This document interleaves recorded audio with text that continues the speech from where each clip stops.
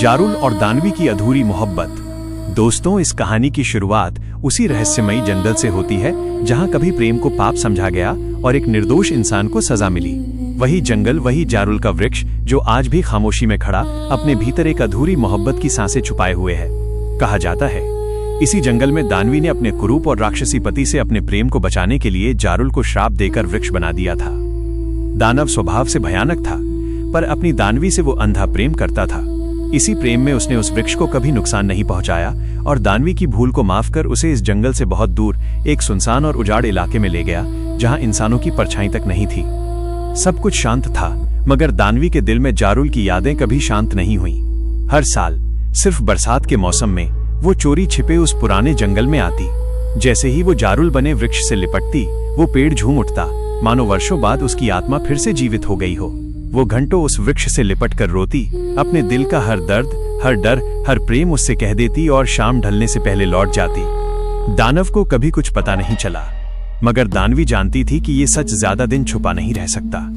उसे डर था कि जिस दिन दानव को ये पता चल गया, उस दिन जारुल इस बार पूरी तरह मिटा दिया जाएगा और वो कुछ भी नहीं कर पाएगी। एक शाम दानवी ने फैसला कर लिया कि अब वो जारुल को इस वृक्ष की कैद से आजाद करेगी, चाहे कुछ भी हो जाए। पर सवाल ये था कि कैसे। उसे लगता था कि उसके पास अपने पति जैसी ताकत नहीं है, वो उससे लड़ नहीं सकती। उसे ये एहसास ही नहीं था कि उसके भीतर एक ऐसी शक्ति सोई हुई है जो अब तक जागी ही नहीं थी। पूरी रात वो यही सोचती रही और भीतर ही भीतर घुटती रही। अगली सुबह जब दानव शिकार पर निकला, दानवी उसी सुनसान रास्ते से जारुल के पास पहुंची। आज बरसात नहीं थी, फिर भी उसका दिल बेचैन था।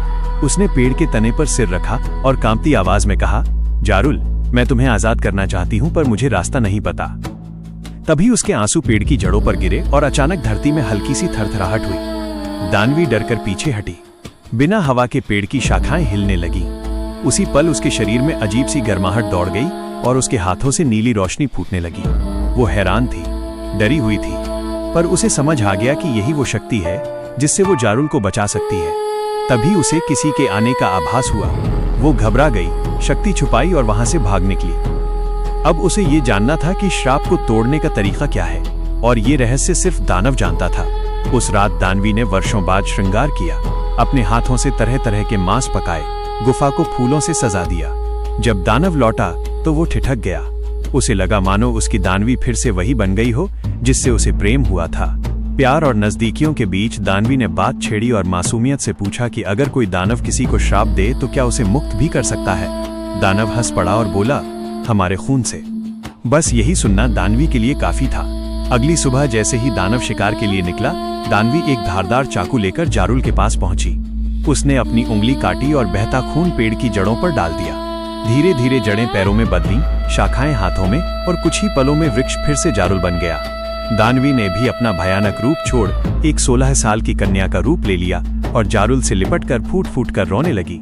तभी जारुल की नजर उसकी कटी उंगली पर पड़ी। उसने पत्तों से उसका खून रोक दिया, मगर दानवी को याद आया कि शाम होने वाली है। डर के मारे उसने जारुल को अचेत कर छुपाया और खुद वापस गुफा लौट गई। इधर दानव पूरे दिन शिकार न मिलने से परेशान था। रात होते होते उसने एक तेंदुए का शिकार किया, मगर खाते समय उसे इंसान की खुशबू आने लगी। अब उसका शक गहरा गया। वो उसी जंगल की ओर बढ़ने लगा जहां जारुल छुपा था। दोस्तों, अब सवाल ये है कि क्या दानव सच जान जाएगा या दानवी अपने प्रेम को बचा पाएगी। कहानी का अगला मोड़ अब और भी डरावना होने वाला है।